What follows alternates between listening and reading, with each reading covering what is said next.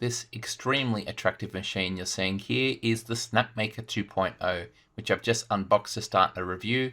It's a 3-in-1 machine, and here you're seeing it in its generic state.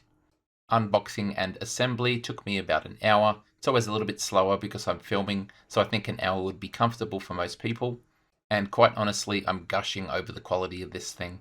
It's all built on this cast base. It's really heavy, really rugged, and then all of the other components are CNC machined aluminium with this beautiful gunmetal grey anodized finish.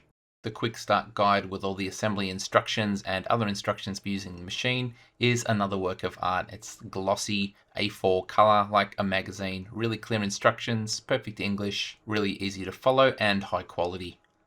So for each of the 3 modes there's a different head. On the left we have our 3D printing head. The extruder stepper is inside, so it is direct drive. It's got integrated cooling as well. Then we have our CNC spindle, once again all enclosed. And we have our laser diode that has a camera on the underside also. The motion system is actually based on a lead screw, and each one is the same, enclosed with a stepper motor, end stop, all sealed and lubricated to keep out dust and debris. Here I'm switching it into 3D printing mode, so there's 4 bolts that hold that head onto the gantry, and then we put on the 3D printing heated bed.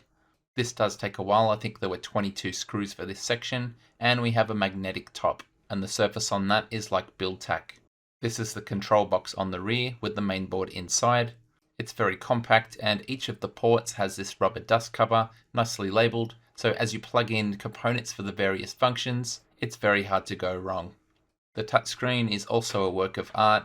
Graphically, it's as nice as a modern expensive smartphone. So far it's intuitive and easy to use, and it also drives things like calibration, including built-in auto bed leveling. It also has Wi-Fi connectivity, so things like firmware updates are really easy because they're inbuilt. As a perk, it's held magnetically on the stand in the lower right, so you can pick it up, which makes it just a little bit easier to handle when you're operating the machine or loading a print job like I'm doing here. So far, only a Benchy printed. It wasn't a fast print, but the quality does seem to be really good. Just some very minor stringing, but apart from that, very clean and even extrusion. As you would expect, I'm going to do a bunch of 3D printing, and then I'll try out both the CNC as well as laser cutting functions. So far, the experience and the quality of everything is over the top premium. I'm just blown away by how schmick all of the components and the whole experience is thus far. The catch is the price. It's $1,800 US for the model that I'm testing here.